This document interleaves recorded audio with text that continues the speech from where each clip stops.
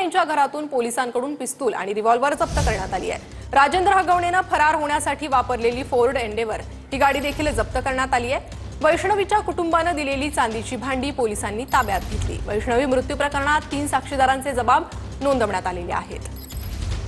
अधिक अपडेट घेणार आहोत आमचे प्रतिनिधी रणजित जाधव यांच्याकडून। रणजित, सध्या या संपूर्ण प्रकरणात कशी चौकशी सुरू आहे, काय काय समोर आलंय?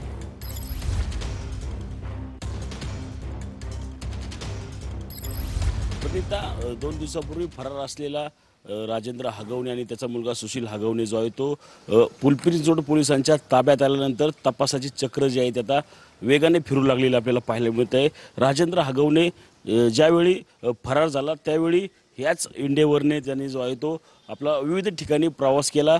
त्याआधी पाहिलं तर थार ही देखील गाडीमध्ये जे आहे तो त्यांनी प्रवास केलेला आपल्याला पाहायला मिळाला। ती देखील पिंपरी-चिंचवड पोलिसांनी या ठिकाणी जप्त केलेली पाहायला मिळते। मात्र आपण ही पाहिलं तर हीच जी इंडेवर फोर्ड गाडी आहे तीच कर्नाटक बॉर्डरवरील ज्या गावामध्ये तो 2 दिवस राहिला होता त्याच गावामध्ये या गाडीने गेल्याचा संशय जो आहे तो त्या ठिकाणी पोलिसांना या ठिकाणी आलेला आहे।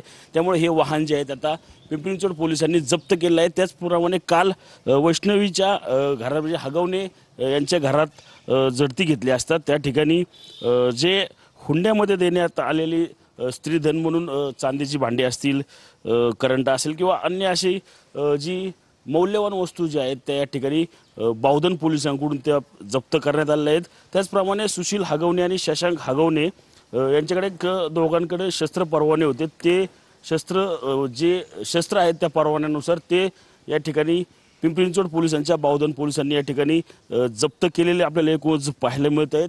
आपण पाहू शकतो की हीच ती इंडेवर कार जी आहे ती राजेंद्र हगवणे यांनी जवळजवळ 6 दिवस जे आहे ते पळून जाण्यासाठी वापरलेली होती। आणि काही गाड्या त्यासोबतच इतर वस्तू देखील आता पोलिसांकडून ताब्यात घेण्यात आल्या। रणजित, धन्यवाद या सविस्तर माहितीसाठी।